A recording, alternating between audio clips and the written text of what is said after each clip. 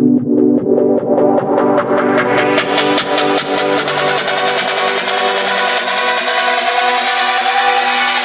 is something special inside you. Welcome to GNG Podcast with your host, speaker, best-selling author, Chaz Jackson.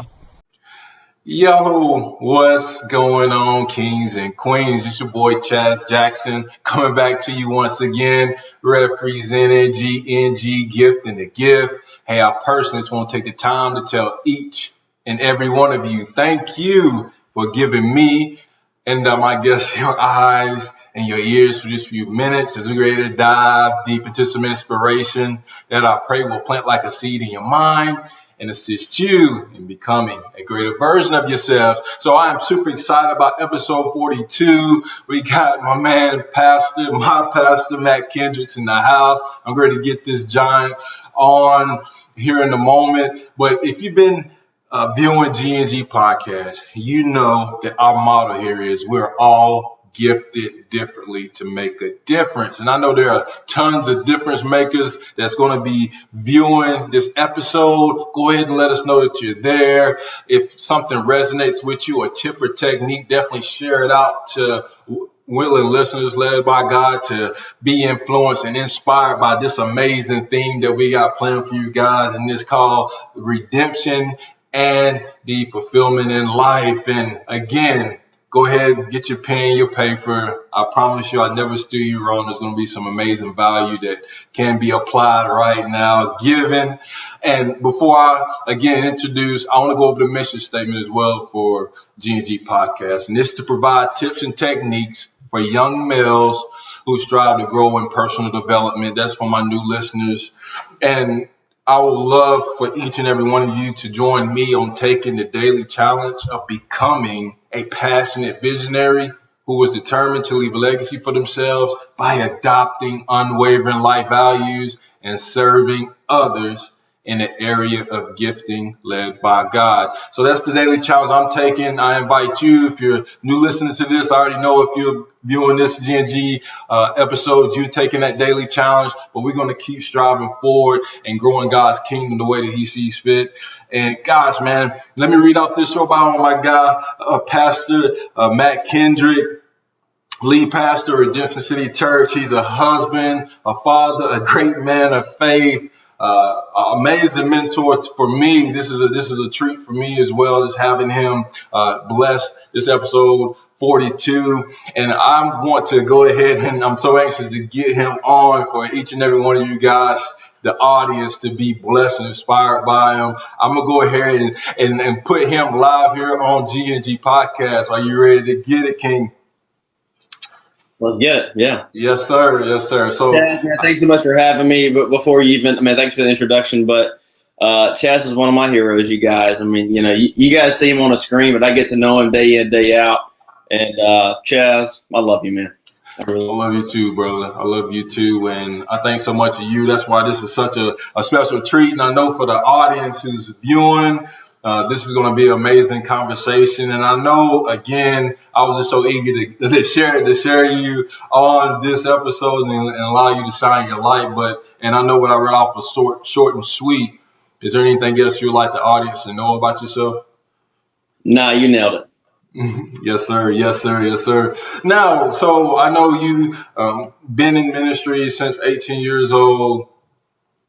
Seen a lot of stuff, been to, grew up in El Salvador, your whole journey of getting to where you are in 2021. Can you just share your story with the audience of how you became so passionate about serving for Jesus and, being in this position? I know we're going to have a conversation about our upcoming church launch, first service, this upcoming Easter Sunday. But can you just dive a little deeper on that? Yeah. So quick rundown on me. Chaz mentioned so I grew up in Mississippi, but also in El Salvador. And so y'all drink coffee from there. It's really good. And my parents still live there to this day. And so, my journey of faith, I grew up in a great Christian home. Every Christian around me loved Jesus sincerely, model. It just kind of seemed bogus to me, not their faith, but the whole thing didn't really add up to me. So about junior high or so, I took an agnostic route and just kind of thought maybe if God is real, I don't know that we can know him personally. And in the book of James in the Bible, it says the man who doubts is tossed to and fro. So trying to stand still on the bow during a storm, you fall. And so that was my story for a long time. And then finally, Jesus got a hold of me. What really changed my life was the Bible. And so, reading the Bible, understanding that it's true, that it adds up, and that Jesus is real. He really rose from the dead. That Easter, Easter's it's a big deal, So God called me to himself. I my sin, and so now I want to spend helping others come to that realization, especially people. Chaz and I are planting a church together. The church plants typically reach lost people. We say lost people, people on the outside of Christianity at a good pace. And so that's what we really want to spend our lives doing is I want to help people see Jesus clearly. And I think when people do that, they come to know him.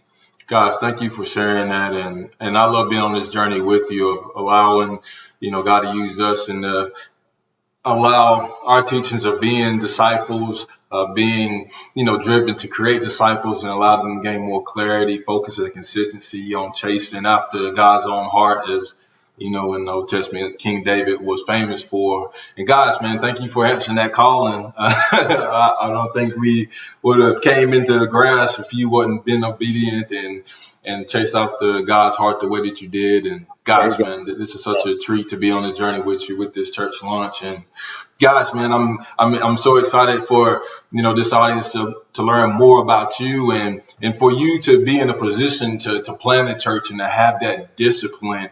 Because I know there's a lot of anxiousness that can come out of that. There's a lot of fear.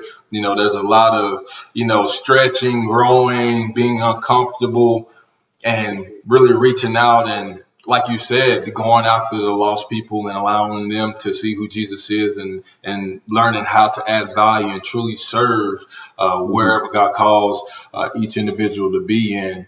But can you share with the audience, and I know our show is kind of built around young men, some of your tips and techniques that you use to, stay grounded, stay, the leader that God's called you to be with Redemption City Church. And I know this wasn't anything that was kind of scripted, but anything that kind of come off, man, rituals, tips, techniques that you use on a daily basis to keep killing the game the way that you are, man. Well, I'll give two things. I'll try to be as specific as I can so that it's helpful. But the two things I would say for a young man is to really be committed to the Bible and to be committed to a local church that believes the Bible. So in order to be committed to the Bible, I read it every day. I've been reading it for a long time now, and it's still fresh and new. The Bible says His mercies are new every morning. That's the way it feels when I read the Scripture every single day. That it shapes me, it molds me. And so the Bible is the primary way that God speaks to us today. So if you want to hear God's voice, that's it. It's not the only way, but that's the primary way. So if a young man wants to grow and develop and really be excellent in his life, I think to be committed, to be a man of the Word is the best first step. So what that looks like for me every morning is I'll read a chapter or two or three, depending on kind of where some chapters read faster than others in the Bible.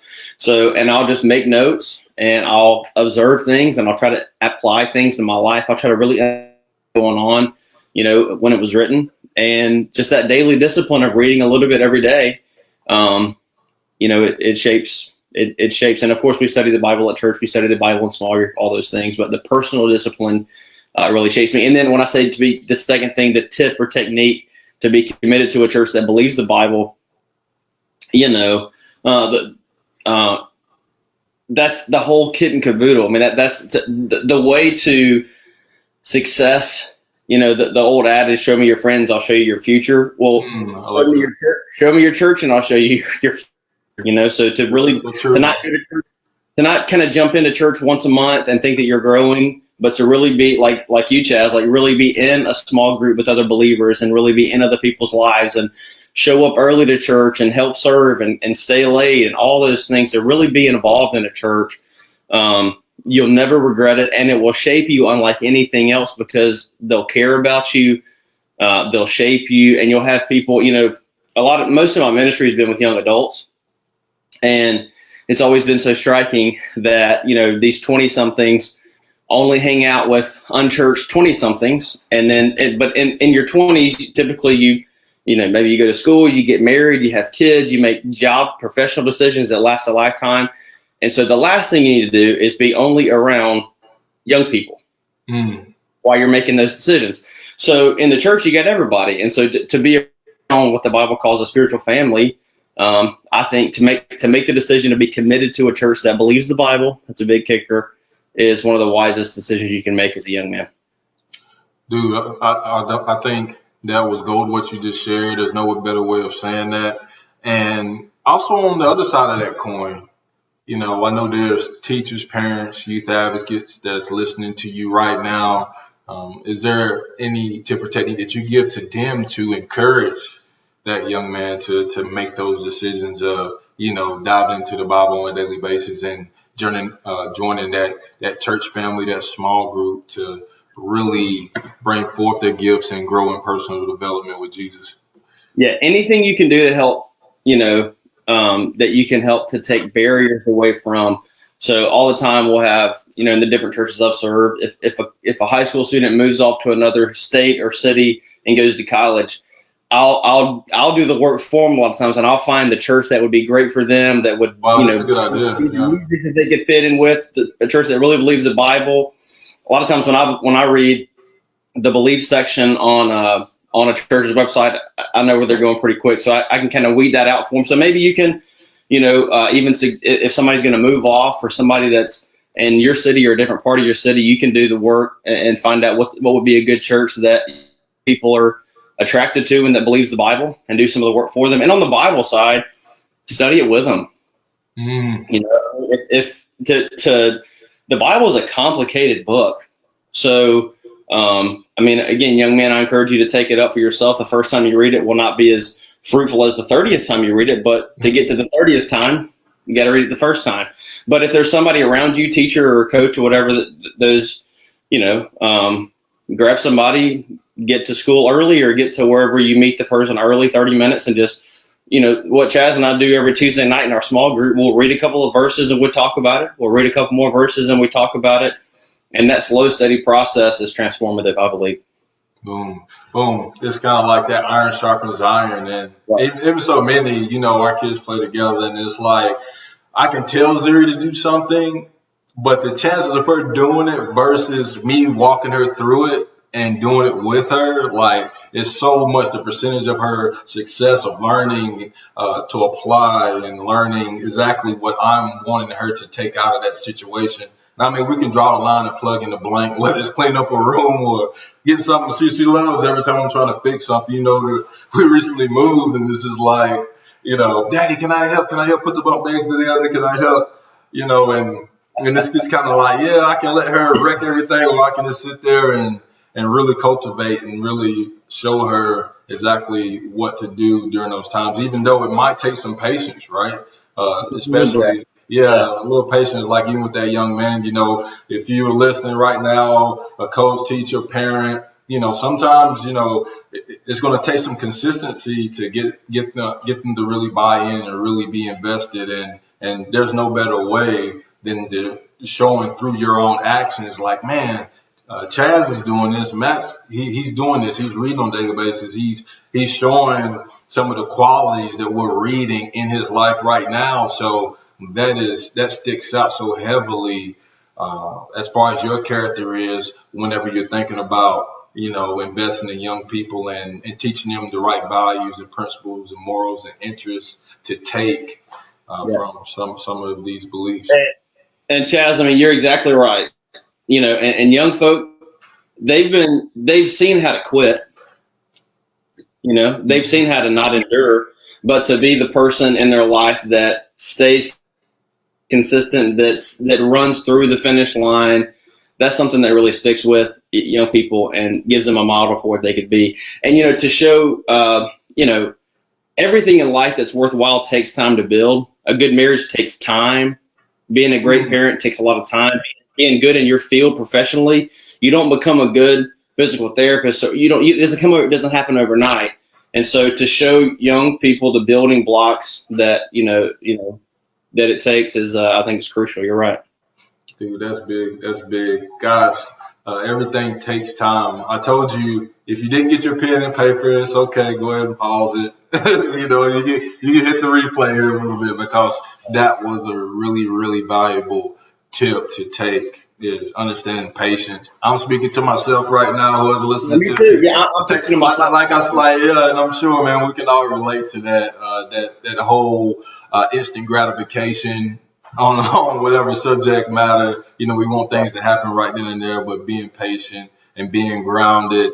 Hey, man, that's such a key. And like I said, even before we even jumped on this episode, let's take that daily challenge and just implement it the best way that you can. So that's really good stuff, man.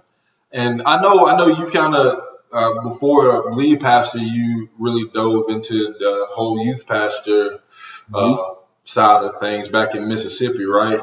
And also in Texas. All over the place, yeah. Yeah. So as far as that, kind of touch on that a little bit. How was that whole journey for you to really grow with young people and apply and implement, some of the principles as far as growing in personal development? Yeah, give me the young people, man. I mean, I love everybody. At other churches that I've served at, I've always had groups of old widows that I kiss on and love on, and just I'm close with. And so I'm great with every age group, but give me the young folks, because young folks traditionally throughout the history of the world are who changed the world. And so, but in all of my sermons, you'll hear me dichotomize or split into the way of the world versus the way of Jesus. And so I think that one thing that young adults desperately need to understand is all that stuff that the world says makes you happy can't. Money's good. Dude, money's good, you got to say that again, man. You got to say that. Somebody need to hear that one more time. All the stuff that the world promises is going to make you happy, it can't deliver on it. So Money is a good thing, but it can't deliver happiness. Success is a good thing, but it can't make you fulfilled. Go on down the list, okay? And so that that bucket isn't ever full. So you can put as many Instagram followers in there as you want. It's never going to feel like you want it to feel. So either you never get there and you leave and you're unfulfilled, or you actually get there and you go, this is all there is. This is what I was chasing the whole time. And so to show young people, everybody, but specifically young folk, what it looks like to have real identity in Christ, and that he died for us. He is our everything. And that in him we are fulfilled. That's the mission of my life. And so when I get pretty fired up talking about reaching young adults, because man, they're spinning their wheels. I've been in the same boat. That's why I get so fired up. They're spinning their wheels, chasing all this stuff that the world says, if you'll just do this, say this, think this, it's finally going to do it for you. And it can't deliver on those promises. Dude, hey, I'm telling you, man, you got me fired up in here, man. And I feel like you've already touched on the second part of the theme, fulfillment in life. Gosh, man, there's no better way of saying that is finding that identity. Identity is so huge. Even for me, when I think about it as a young person or adult, any age group in general, and I feel so more fulfilled and have more clarity in my life to understand that my identity is found in being a child of God, and gosh, I feel like that's such a key foundational portion for your whole life.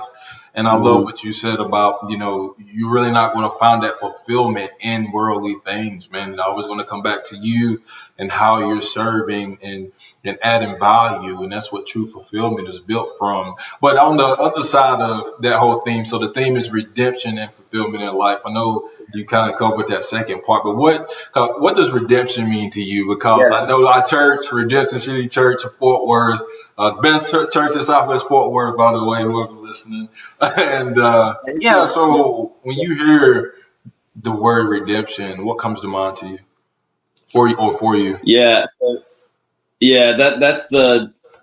So I don't know if you've ever had to name a church, but it's hard, man, because you want to name everything, and then nothing sounds good. But then A friend of mine said, you even got to say what was the initial name that you were gonna name it? well, I wanted to name it Funky Town Church. Yeah. Funky Town, but I knew that at some point. I wanted to stay with that one, man. That would have been cool, Funky Town. Yeah, we probably should have done it. So a buddy of mine, I was trying to figure out, praying through what we would name the church. A buddy of mine said, well, what do you hope happens more than anything else? And it's redemption. I hope that people who are today far from God, lost, like this morning, a young adult woke up in Fort Worth going, why did I get drunk again? Like my head's killing me. Why do I keep doing this?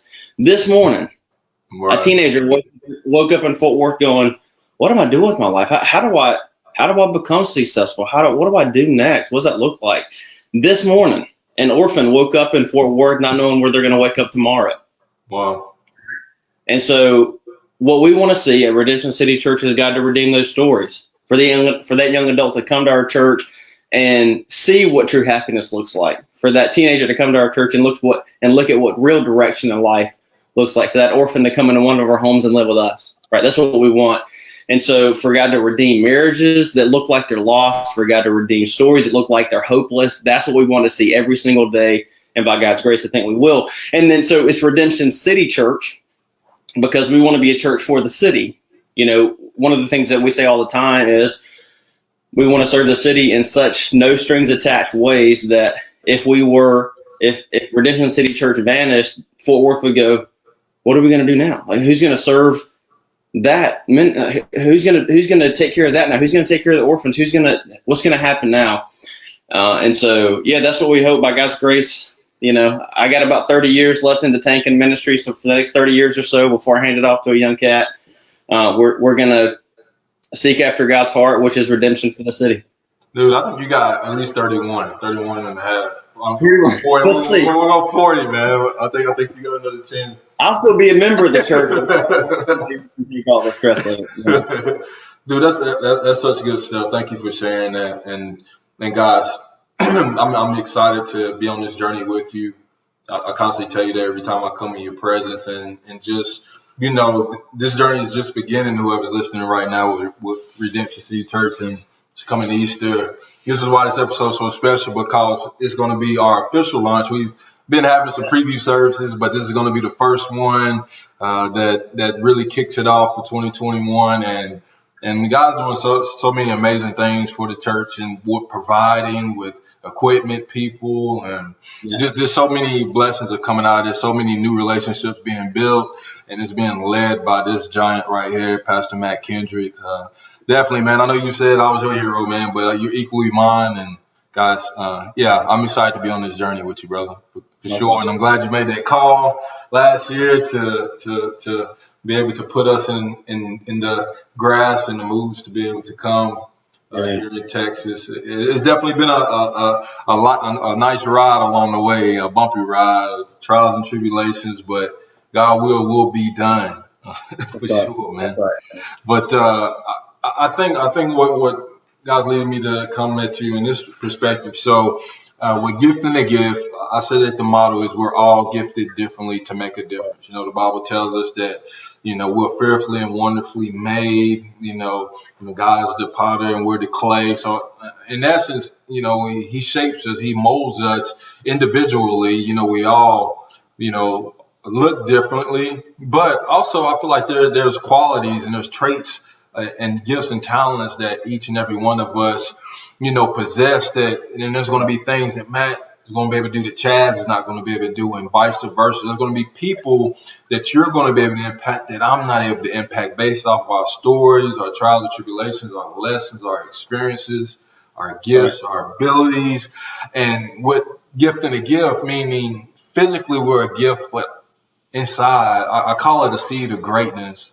That gift once really cultivated, and watered properly with the right material, God's word being the core of that, you will produce fruit for the world to see. In the book of Galatians, it talk about those qualities of what that fruit of the Spirit looks like. But there's a young man listening right now Pastor Kendrick, that they haven't truly been watering that seed properly, and they're not bringing that fruit forth the way that they should, or based off of their life experiences, they haven't truly learned how to. And I know this is not scripted at all either, but just whatever comes to mind to encourage them on Gifting the Gift podcast of, bringing that fruit to life for the world to see, for them to serve, because as me and one of the greatest gifts that we can do as followers is serving, because that's what Jesus came to do, and that's what he calls us to do as disciples. But what comes to mind for you, man? A few things. I mean, I always grounded in Jesus. So you can be the most successful, best, whatever, and if it's without Jesus, you've lost. What does it profit a man to gain the whole world and lose his soul? So I'll give you some thoughts about being excellent and all that kind of stuff. But first, if it's without Jesus, don't bother. But one of my mentors has always said, "Great people do every day what mediocre people do some days." Wow. So that's deep. So if I really want to reach for my potential in terms of what my mind can let me go toward, then I got to do every day what mediocre people do some days, right? And so for me, that looks like not skipping a day on my quiet time, not skipping a day on study, not skipping a day on moving the church down the field, not skipping a day on engaging my wife in conversation and checking on her heart, not skipping a day on making sure my kids are cared for, all that stuff.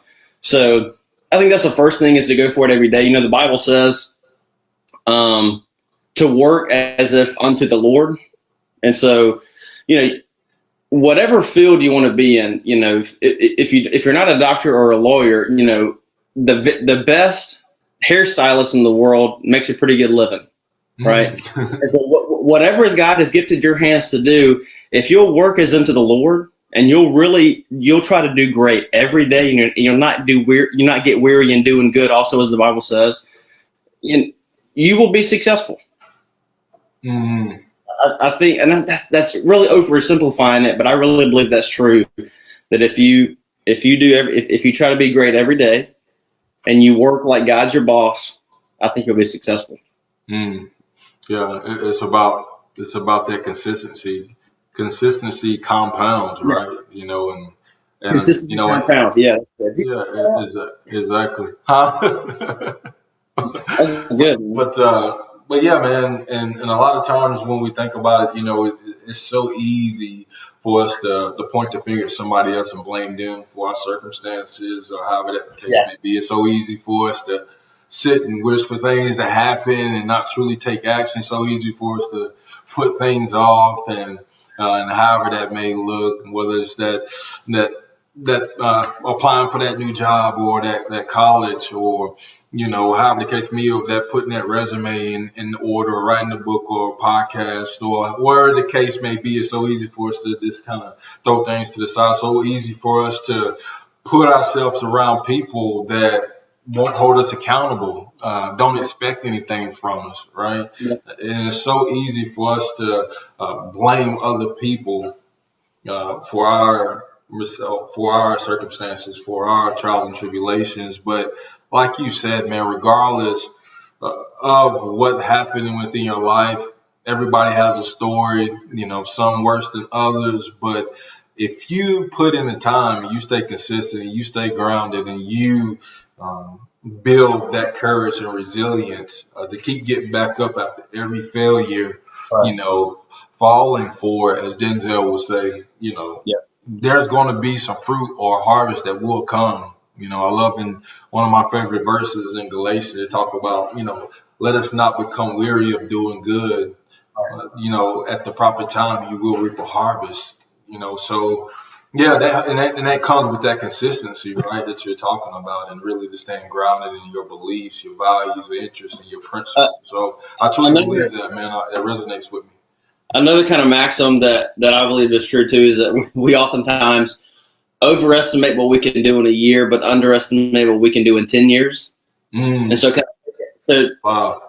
So like in my setting, the church probably is not going to be at 1,000 people next year, but in 10 years, man, we're about to do some damage. Ooh, Let's say it again, man. I'm telling you, man. That consistency and not giving up and keep going. I think, consistency, I think is the word. You're right. Dude, somebody right now is listening to this, and dude, they really needed to hear that. They're jumping up and down, man. I know I'm one of them. I'm gonna bring it to pass, man. They jumping up and down. That was much needed. Not to give up and just understand consistency. Just taking that one step, man. Just taking that one step. And like you said, man, we can constantly look at the huge picture. We can look at the scoreboard. I know this is for me. I'm picking on myself again.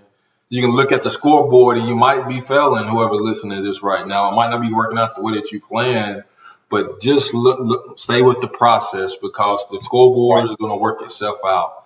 And that's the way it will unfold. But guys, man, this has been such a treat for sure. Definitely a lot of tips and techniques been given. I look forward to going back and listening to this thing. And again, man, thank you so much for coming on Gifting the Gift. So 42, just blessing the audience and shining your light the way that God has created it to be. And dude, I'm just so excited about our journey together. And dude, I know this is a podcast, but I get the real deal, the real Pastor Matt Kendrick in person. So yeah, man, this is so overwhelming, man. I'm so joyful to be on here with you. And again, just to be a brother and be able to walk through this journey together. So yeah, man. Well, let me say again how much I love and respect you. And if you're listening to this podcast or watching it, stick with Chaz, because he's the real deal all the way through. Loves Jesus and his family and all that kind of stuff. So